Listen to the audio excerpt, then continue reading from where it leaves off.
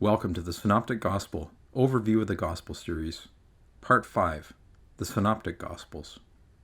Now that we know something about the four Gospel stories of the life of Jesus in the New Testament, let's look at some examples of what are called parallel or synoptic verses, where two or more of the Gospels are recording the same saying of Jesus, or describing the same event from his life and ministry. This first example is from when Jesus feeds a large crowd of more than 4,000 people with a few loaves of bread and some fish. You can see that these two accounts are really describing the same event, but there are also a few differences between them.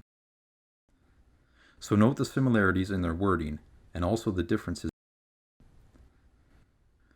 In the second example, it can be clearly seen how details were either added or taken away from one gospel or the other, depending on who wrote first and who copied or borrowed what from whom, unless, of course, these really are two separate and independent accounts of the exact same event, which is possible, but in this case, due to their very close similarity, is perhaps unlikely. As to the verses of these Gospels, it should be noted that the Bible and New Testament was divided into verses in the year 1551 by a French Catholic printer who became a Protestant named Robert Estienne.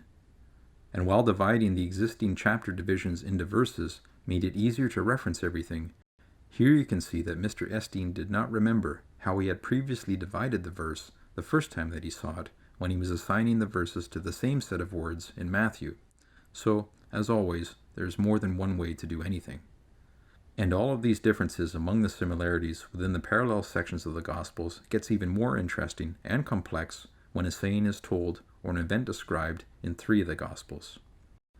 In this triple set of parallel verses, you can see that even though they may use almost identical language, there are many places where they seem to disagree about specific details. One common type of difference is the tense used, as to whether the action is recorded as taking place in the present or the past, and in some cases, even the future. Now, although one might think that such differences indicate mistakes, or that the story was therefore made up, or that at some point in time something must have been deliberately changed, these types of small discrepancies may in fact corroborate that the two accounts were really recorded by two witnesses who were independent of each other, as you would expect when interviewing any two people who saw the same event. Here is another much longer triple set of synoptic verses. Again, note that the more words that overlap between more Gospels, the more differences that there are likely to be between them. So with all of this overlap and confusion, how can anyone know what Jesus actually said or did? Well, because each writer uses different wording and adds additional details, the full picture of what Jesus said and did can really only be known if you read all four of the Gospels. Because if you left out the details from even one of the accounts, then your understanding of what Jesus said or did might be incomplete or even incorrect.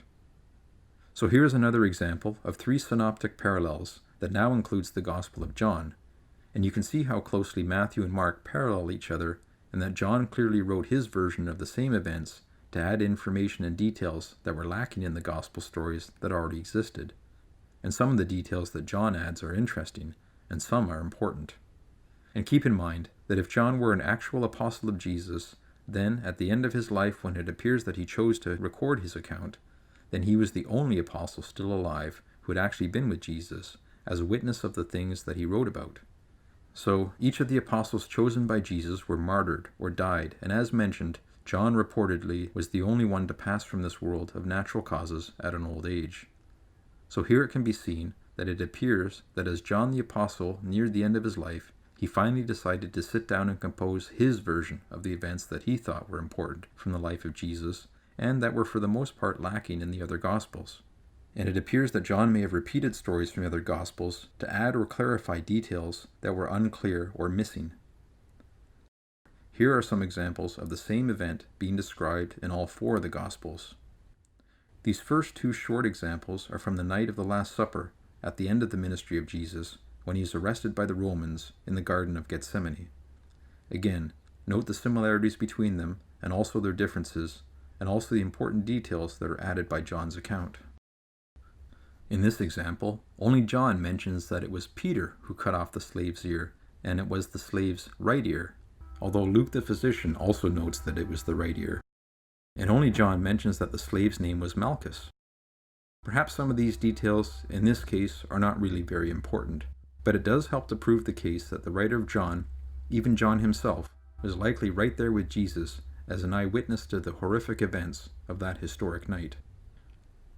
This next example is a very similar story to the one where Jesus feeds 4,000 people, except that this time he feeds more than 5,000. Now, I have heard debates about whether Jesus fed 4,000 and 5,000, or whether it was actually just one event, and that the gospel writers got it all mixed up and repeated themselves. But clearly, you can see that these are two separate events, feeding the 4,000 and feeding the 5,000, because both of these events are both mentioned in Matthew and also Mark. Recall that in the feeding of the 4,000, Jesus multiplied 5 loaves of bread, and here, when feeding the 5,000, it is 7 loaves. With the 4,000, there were 7 baskets of leftover food picked up after everyone had eaten their fill, and in this case, there are 12 baskets of pieces of bread and fragments of fish left over. If you still think that this story is a repeat, then check out this synoptic set, where Jesus mentions both of these miraculous feedings in 2 Gospels. So as with many of his miracles, Jesus does this type of thing twice, and in this case, this type of miracle shows that Jesus can feed everyone the daily bread, which is the Word of God. This next example of a 4-fold parallel is very interesting because people have long debated about what the sign said, the one that was placed above the head of Jesus as he hung there dying on the cross, because as you can see, each of the 4 Gospels record that the sign said something slightly different. As synoptic sets go, this one is noteworthy because it is the only place anywhere within the 4 Gospels that there could actually be any logical disagreement between the details that each account records. And that is because the sign was written in 3 languages, Hebrew, Latin, and Greek. So here it is possible that the different Gospel writers may have just copied either Greek into their Gospel, or they may have translated the Hebrew or the Latin version. And if you did that, you would almost certainly end up with differences in wording, as with any translation between 2 or more languages. This ends part 5 of the Synoptic Gospel overview of the Gospels.